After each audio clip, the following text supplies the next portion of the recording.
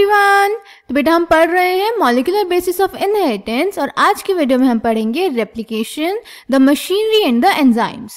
तो बेटा previous video में हमने देखा था कि वॉटसन एंड क्रिक ने 1953 में जो डबल हेलिकल मॉडल दिया था डीएनए के स्ट्रक्चर के लिए, उसमें जो स्पेसिफिक पेयरिंग का रूल दिया था उस बेसिस पे बोला कि जो डीएनए रेप्लिकेशन होता है वो सेमी कंजर्वेटिव मोड में होता है।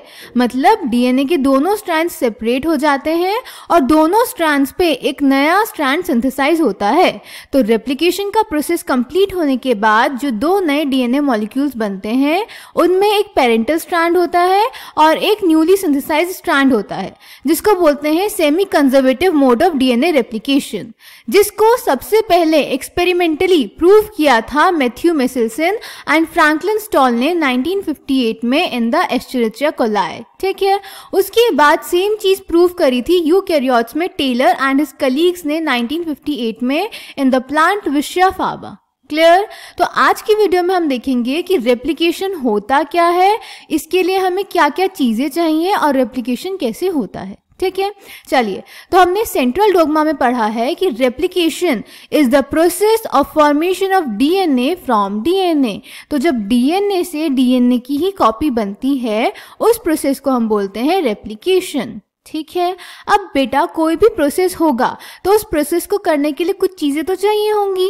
मम्मी घर में आलू की सब्जी बनाती हैं या चाय कोई बनाता है तो इन चीज़ों को बनाने के लिए कुछ इंग्रेडिएंट्स चाहिए होते हैं, कुछ सामान चाहिए होते हैं। जैसे आलू की सब्जी बनाने के लिए हमें आलू चाहिए, मसाले चाहिए, टमाटर चाहिए, कुकर चाहिए, गैस चाहिए, तो हमें इंग्रेडिएंट्स भी चाहिए और इक्विपमेंट्स भी चाहिए। तो वैसे ही अगर हमारी बॉडी में कुछ बन रहा है, डीएनए से डीएनए अगर बन रहा है तो इसको बनाने के लिए भी हमें कुछ चीज़ें चाहिए होंगी।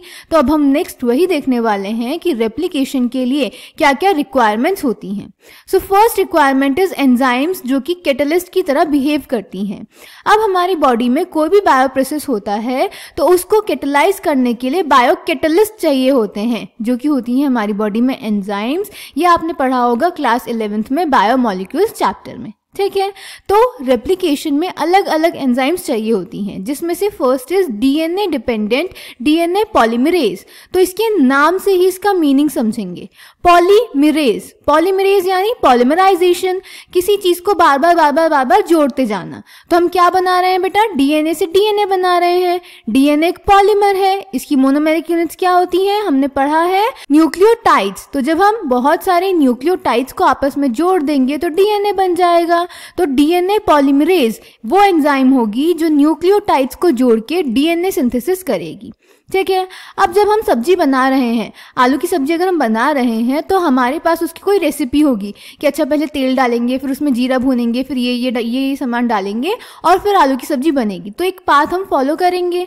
तो वैसे ही अगर हम डीएनए बना रहे हैं तो इसके लिए भी तो एक पाथ फॉलो करेंगे ना, कि पहले कौन सा न्यूक्लियोटाइड जोड़ें, फिर कौन सा, फिर कौन सा, फिर कौन सा। तो कोई इसको बताने वाला भी होना चाहिए। और हम पढ़ चुके हैं कि जो नया स्ट्रैंड बनता है वो एक पेरेंटल स्ट्रैंड को रीड करके बनता है। ठीक है, यानी डीएनए के ही स्ट्रैंड को रीड करके नया डीएनए का स्ट्रैंड बनता है। तो ये जो एंजाइम है जो न्यूक्लियोटाइड्स को जोड़ रही है, न्यूक्लियोटाइड्स का पॉलीमराइजेशन कर रही है, वो किसके बेसिस पे, किसको रीड करके कर रही है, डीएनए को ही रीड करके कर रही है। इसीलिए इस एंजाइम का नाम है डीएनए डिपेंडेंट डीएनए पॉलीमरेज, क्योंकि ये डीएनए को ही रीड करके नया डीएनए पॉलीमरेज करेगी। समझ गए? So DNA dependent DNA polymerase uses DNA template to catalyse the polymerisation of deoxynucleotides. और किस डायरेक्शन में करेगी, 5 प्राइम टू 3 प्राइम। हम पढ़ चुके हैं कि डीएनए के जो स्ट्रैंड्स होते हैं उनकी पोलैरिटी होती है 5 प्राइम टू 3 प्राइम। तो इसमें जो नया डीएनए सिंथेसाइज होगा वो 5 प्राइम टू 3 प्राइम डायरेक्शन में सिंथेसाइज होगा। ठीक है, अब ये जो एंजाइम है ये हाईली एफिशिएंट होती है, काफ़ी फास्ट होती है और एक्यूरेट होती है। अब समझिए बेटा इस बात को कि डीएनए पॉलीमरेज क्या कर रही है, आपकी बॉडी में डीएनए बना रही है। किस बेसिस पे, पुराने वाले डीएनए स्ट्रैंड के बेसिस पे। तो अब अगर इसमें कोई भी मिस्टेक हो जाती है, अगर टी की जगह जी आ जाता है या सी की जगह जी आ जाता है, कुछ भी हो जाता है, तो हम पॉइंट म्यूटेशन पढ़ चुके हैं, एक बेस के चेंज होने से ही पूरा म्यूटेशन हो जाएगा, डिसऑर्डर हो जाएगा। तो ये एंजाइम कोई भी गलती करना अफोर्ड नहीं कर सकती, इसीलिए इसको ये काम करते हुए एक्यूरेट होना पड़ेगा। ठीक है, अब फास्ट भी होना पड़ेगा। जो हमारा डीएनए है वो 2.2 मीटर लंबा डीएनए है और हमारी बॉडी में रेप्लिकेशन टाइम अप्रॉक्स 1 आवर होता है। इवन यहाँ पे हमें बुक में ई कोलाई का एग्जाम्पल दिया हुआ है। ई कोलाई में total number of base pairs होते हैं 4.6 इंटू 10⁶ बेस पेयर्स। इसका रेप्लिकेशन टाइम होता है 18 मिनट्स, यानी जो 4.6 इंटू 10⁶ बेस पेयर्स हैं ये कितनी देर में बन जाते हैं? 18 मिनट्स में। तो इसका रेट ऑफ पॉलीमराइजेशन क्या हो जाएगा? Total number of base pairs जितने हैं और कितने टाइम में बन रहे हैं, तो total number of base pairs divided by time, that is equals to 4.6 into 10⁶ divided by 18 into 60 seconds की फॉर्म में हम इसको निकाल रहे हैं। तो इतना बेस पेयर पर सेकेंड आ जाएगा। तो इसको डिवाइड करेंगे तो बेटा आएगा 4259.2 which is approximately 4000 base pairs पर सेकेंड। अब इस पे थोड़ा ध्यान देंगे, एनसीईआरटी में ये 2000 बेस पेयर पर सेकेंड लिखा है, बट अगर आप कैलकुलेट करें, इसको सॉल्व करें तो आंसर इतना ही आएगा विच इज करेक्ट। समझ गए? तो जो हमारी डीएनए डिपेंडेंट डीएनए पॉलीमरेज होती है उसे इतने सारे बेस पेयर्स एक सेकेंड में 4000 बेस पेयर्स ई कोलाई में जोड़ने हैं, तो इसे काफ़ी फास्ट होना पड़ता है, इसीलिए हाईली एफिशिएंट होती है। ठीक है, so first enzyme is clear to you. DNA dependent DNA polymerase क्या करेगी? डीएनए टेम्पलेट को रीड करके डीऑक्सीन्यूक्लियोटाइड्स को पॉलीमराइज करेगी डीएनए सिंथेसिस के लिए। ठीक है, ये 5 प्राइम टू 3 प्राइम डायरेक्शन में ऐसा करती है। और एक चीज और याद रखेंगे कि ये काम वो खुद से इनिशिएट नहीं कर सकती। तो कैसे होगा ये भी हम आगे जानने वाले हैं। ठीक है, so second enzyme is DNA helicase. Helicase enzyme, बेटा हमें क्या बताया वॉटसन और क्रिक ने कि डीएनए के दोनों स्ट्रैंड सेपरेट हो जाते हैं, यानी डीएनए स्ट्रैंड्स को खोलना पड़ेगा। डीएनए हेलिकल है, उसकी अनवाइंडिंग करनी पड़ेगी, तो उसकी अनवाइंडिंग करती है डीएनए हेलिकेज एंजाइम। ठीक है, अब अगर किसी भी हेलिकल स्ट्रक्चर की आप अनवाइंडिंग करेंगे तो उसकी जो कॉइल्स होंगे वो ऊपर टेंशन क्रिएट करते चले जाएंगे और ऊपर सुपर कॉइल्स बन जाएंगे, जो कि डीएनए में होना हम अफोर्ड नहीं कर सकते हैं, डीएनए डैमेज हो सकता है। तो उन सुपर कॉइल्स को रिलैक्स करते हैं एंजाइम टोपो आइसोमेरेज, जिनको हम डीएनए गायरेज भी बोलते हैं। ये क्या करते हैं? उन सुपर कॉइल्स को कट करते हैं, टेंशन रिलीज करके रीजॉइन कर देते हैं। तो टोपो आइसोमेरेज या डीएनए गायरेज डीएनए को कट भी करते हैं, ज्वाइन भी करते हैं। समझ गए? Then fourth is primase. Primase बेटा एक डीएनए डिपेंडेंट आरएनए पॉलीमरेज है। डीएनए डिपेंडेंट यानी अगेन डीएनए टेम्पलेट को रीड करके कुछ सिंथेसाइज करेगी, और आरएनए पॉलीमरेज यानी क्या बनाएगी? आरएनए। ठीक है, अब ये हमें एंजाइम क्यों चाहिए? यहाँ पे हम तो डीएनए बना रहे हैं, तो आरएनए बनाने वाली एंजाइम क्यों चाहिए? क्योंकि बेटा मैंने अभी आपको बताया कि ये जो डीएनए डिपेंडेंट डीएनए पॉलीमरेज है ये डीएनए सिंथेसिस खुद से नहीं कर सकती, तो इसे किसी एंजाइम की हेल्प लेनी पड़ेगी। तो DNA dependent RNA polymerase 3 prime and पे डीएनए के आरएनए का एक छोटा सेगमेंट बना देती है जिसको प्राइमर बोलते हैं, ताकि डीएनए डिपेंडेंट डीएनए पॉलीमरेज उसके आगे डीएनए का डी नोवो नया सिंथेसिस कर सके। ठीक है, then last is DNA ligase. DNA ligase बेटा डीएनए फ्रेगमेंट्स को ज्वाइन करने का काम करती है। अभी हम पढ़ेंगे कि डीएनए का एक स्ट्रैंड डिसकंटिन्यूअसली छोटे छोटे फ्रेगमेंट्स की फॉर्म में बनता है, तो उन फ्रेगमेंट्स को जोड़ने का काम कौन सी एंजाइम करेगी? DNA ligase. समझ गए? ओके, देन एंजाइम्स के बाद नेक्स्ट चीज जो हमें चाहिए होती है वो होती है डीऑक्सीन्यूक्लियोसाइड। ध्यान से देखेंगे मैंने क्या लिखा है, डीऑक्सीन्यूक्लियोसाइड, SIDE साइड, डीऑक्सीन्यूक्लियोसाइड ट्राइफॉस्फेट्स। ये क्या होते हैं? जब हमने पॉलीन्यूक्लियोटाइड चेन का स्ट्रक्चर पढ़ा था तो हमने देखा था कि जब एक पेंटोज शुगर से नाइट्रोजनस बेस जुड़ जाता है तो उसको हम न्यूक्लियोसाइड बोलते हैं, और अगर इसमें हम 3 फॉस्फेट ट्राइफॉस्फेट ग्रुप ऐड कर देंगे तो वो हो जाएगा डीऑक्सीन्यूक्लियोसाइड ट्राइफॉस्फेट्स। ये डुअल फंक्शन, 2 फंक्शन करते हैं बेटा। एक तो डीऑक्सीन्यूक्लियोसाइड ट्राइफॉस्फेट, ट्राइफॉस्फेट्स में से हम 2 फॉस्फेट हटा देंगे तो क्या बन जाएगा? डीऑक्सीन्यूक्लियोसाइड मोनोफॉस्फेट। और जब हम डीऑक्सीन्यूक्लियोसाइड में एक फॉस्फेट ग्रुप ऐड करते हैं तो उसको हम बोलते हैं न्यूक्लियोटाइड, जिसका डीएनए बना होता है। तो अगर हम डीऑक्सीन्यूक्लियोसाइड ट्राइफॉस्फेट से 2 फॉस्फेट रिमूव कर देते हैं तो ये एक न्यूक्लियोटाइड बन जाएगा, जो कि सबस्ट्रेट की तरह बिहेव करेगा for the synthesis of new DNA strand. ठीक है, तो पहला तो ये सबस्ट्रेट की तरह बिहेव करते हैं, और दूसरा हमने क्या किया, इन्हें सबस्ट्रेट बनाने के लिए 2 फॉस्फेट रिमूव करे, रिलीज करवाए। तो वो जो 2 फॉस्फेट होते हैं बेटा, 2 टर्मिनल फॉस्फेट होते हैं, वो हाई एनर्जी फॉस्फेट्स होते हैं, जैसे कि एटीपी में। एटीपी भी क्या है? एडिनोसिन ट्राइफॉस्फेट, वो भी तो आपका डीऑक्सीन्यूक्लियोसाइड ट्राइफॉस्फेट है, तो वही होता है। उससे 2 फॉस्फेट रिलीज होते हैं, वो डीएनए रेप्लिकेशन के लिए एनर्जी प्रोवाइड करते हैं। डीएनए रेप्लिकेशन में बेटा बहुत ज्यादा एनर्जी चाहिए होती है, तो एनर्जी कहाँ से मिलती करती है DNTP से, डीऑक्सी न्यूक्लियोसाइड ट्राइफॉस्फेट से। उनके 2 टर्मिनल फॉस्फेट ग्रुप रिलीज कराते हैं, वो हाई एनर्जी फॉस्फेट्स होते हैं। क्लियर? सो डीऑक्सी न्यूक्लियोसाइड ट्राइफॉस्फेट का डुअल फंक्शन क्या होता है? काफी इंपॉर्टेंट क्वेश्चन है बोर्ड्स के लिए, आप इसको ध्यान से याद रखेंगे कि ये सबस्ट्रेट की तरह भी बिहेव करते हैं और एनर्जी भी प्रोवाइड करते हैं। इनके जो 2 टर्मिनल फॉस्फेट होते हैं वो हाई एनर्जी फॉस्फेट होते हैं, same as an ATP। Clear? Then next चीज हमें चाहिए होती है single stranded binding proteins, that is SSB।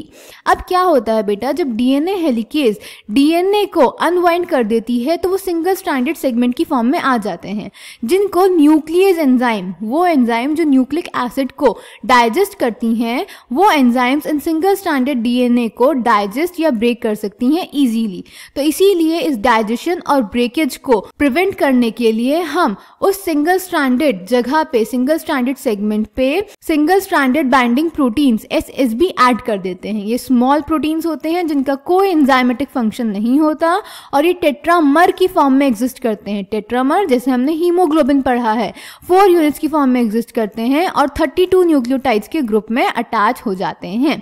तो इस तरह से ये जो हमारा सिंगल स्ट्रैंडेड सेगमेंट होता है उसका डाइजेशन और ब्रेकेज प्रिवेंट करते हैं, उसको स्टेबलाइज करते हैं। क्लियर?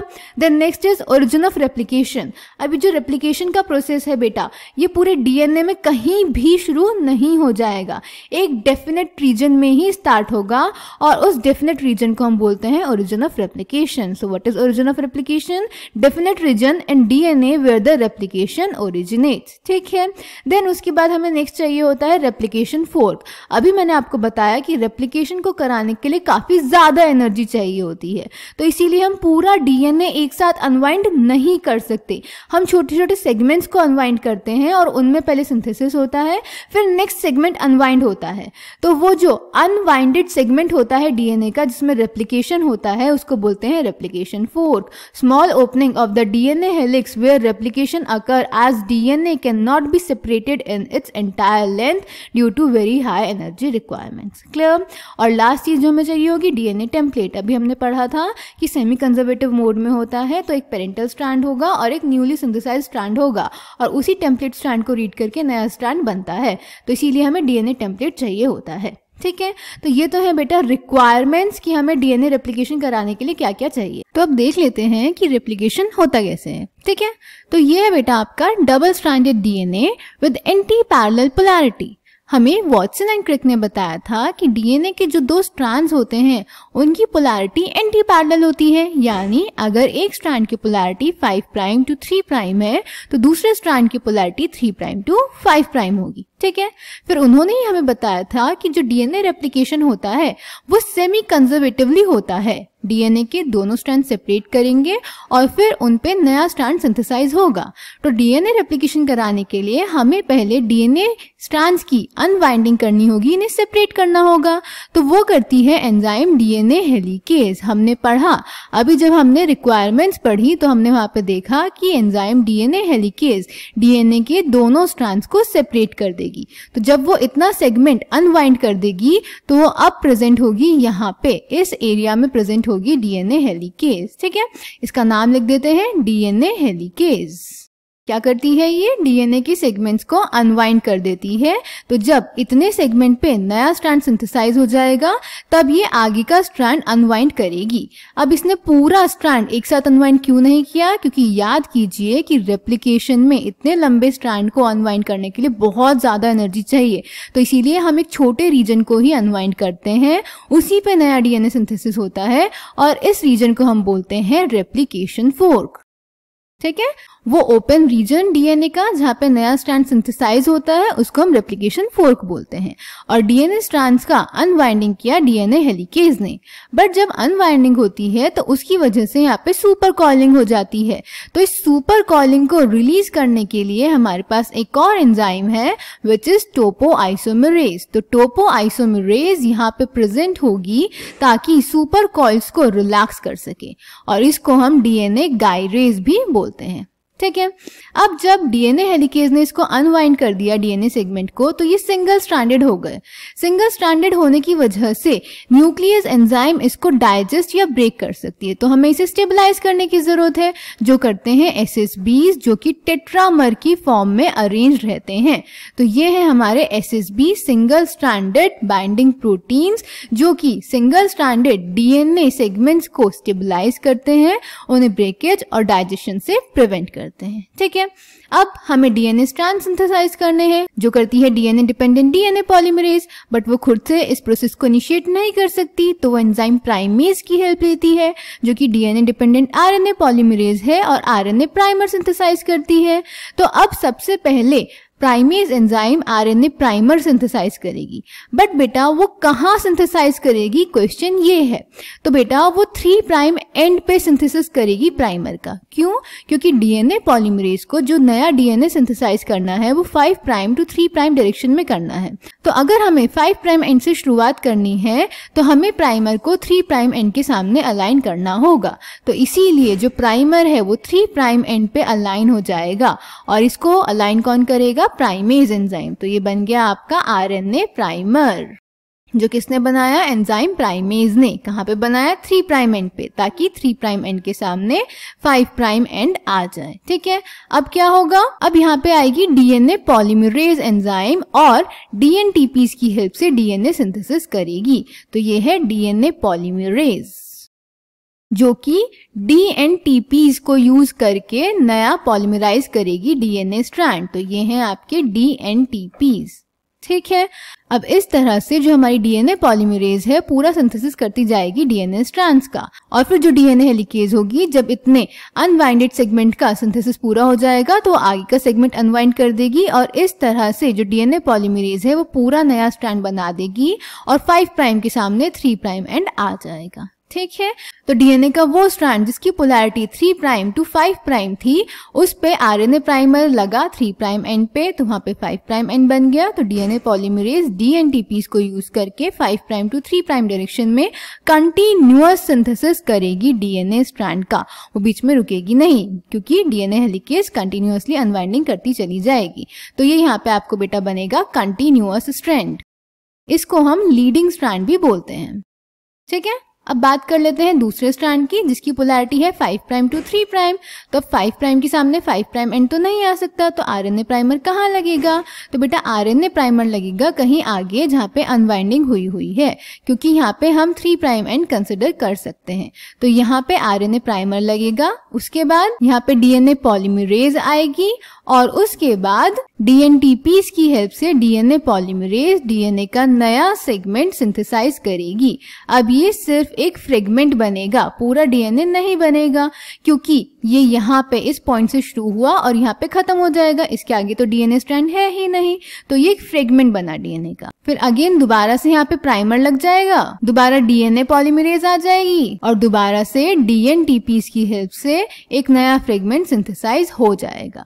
तो इस तरह से डीएनए के उस स्ट्रैंड पे जहाँ पे पोलैरिटी 5 प्राइम टू 3 प्राइम है, जो सिंथेसिस होगा डीएनए का वो डिसकंटिन्यूअस मैनर में होगा। फिर जब डीएनए हेलिकेज आगे अनवाइंडिंग करेगी तो अगेन यहाँ पे प्राइमर लग जाएगा, फिर से सिंथेसिस होगा, फिर इस तरह से चलता जाएगा। तो इसीलिए इसको बोलते हैं डिसकंटिन्यूअस स्ट्रैंड या फिर लैगिंग स्ट्रैंड। ठीक है। और इन फ्रेगमेंट्स को बोलते हैं बेटा ओकाजाकी फ्रेगमेंट्स। ओके।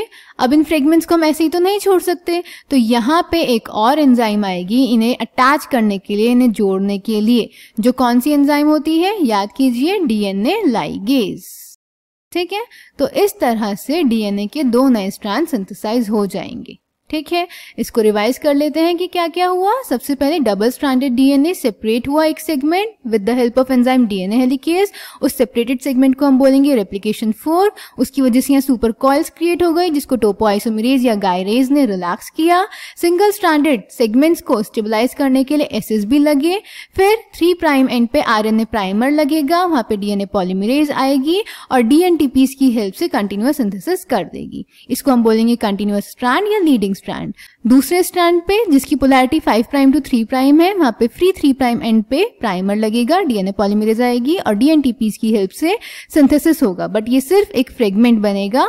इसी तरह से दूसरा फ्रेगमेंट बनेगा तीसरा, और इस तरह से बहुत सारे फ्रेगमेंट बन जाएंगे, इन्हें हम बोलते हैं ओकाज़ाकी फ्रेगमेंट्स। और क्योंकि ये सिंथेसिस डिसकंटिन्यूअस मैनर में हो रहा है तो इसको बोलते हैं डिसकंटिन्यूअस स्ट्रैंड या फिर लैगिंग स्ट्रैंड। इनको एंजाइम डीएनए लाइगेज जोड़ देती है और इस तरह से 2 नए स्ट्रैंड सिंथेसाइज हो जाते हैं पुराने टेम्पलेट पे। ठीक है, तो ये था रेप्लिकेशन। अब इसको एनसीईआरटी से देख लेते हैं बेटा।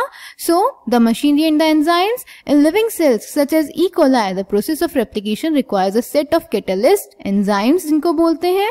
मेन एंजाइम कौन सी है? DNA dependent DNA polymerase. इसका नाम डीएनए डिपेंडेंट डीएनए पॉलीमरेज क्यों है? क्योंकि ये डीएनए टेम्पलेट को यूज करती है कैटालाइज करने के लिए पॉलीमराइजेशन डीऑक्सीन्यूक्लियोटाइड्स का, और इस तरह से डीएनए बन जाता है। ठीक है, ये एंजाइम्स हाईली एफिशिएंट होती हैं as they have to catalyse polymerisation of a large number of nucleotides in very short time.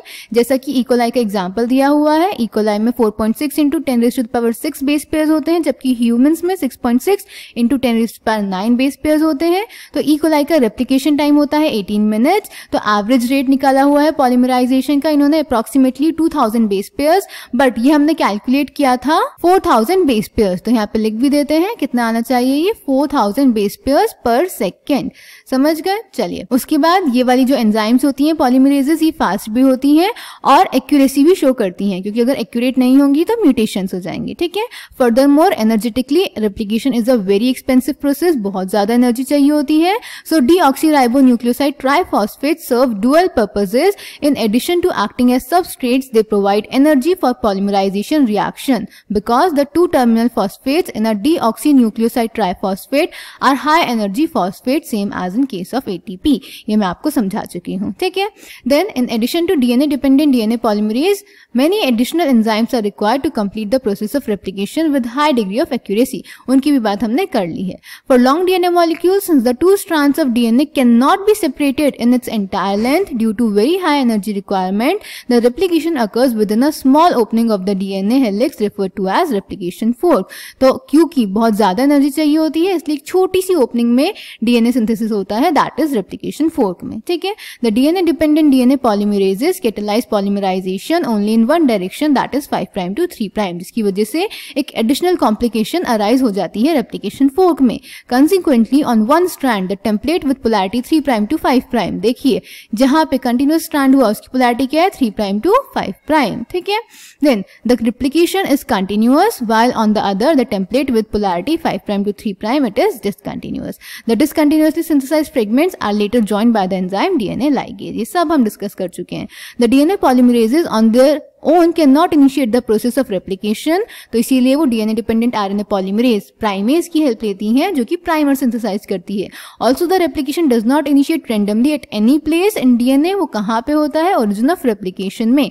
There is a definite region in E coli DNA where the replication originates. Such regions are termed as origin of replication. It is because of the requirement of the origin of replication that a piece of DNA, if needed to be propagated during recombinant DNA procedures, requires a vector. The vectors provide the origin of replication. इसके बारे में बेटा हम पढ़ेंगे biotechnology वाले chapter में। ठीक है, आगे चलते हैं। Further, not every detail of replication is understood well. अभी भी बहुत कुछ जानना बाकी है।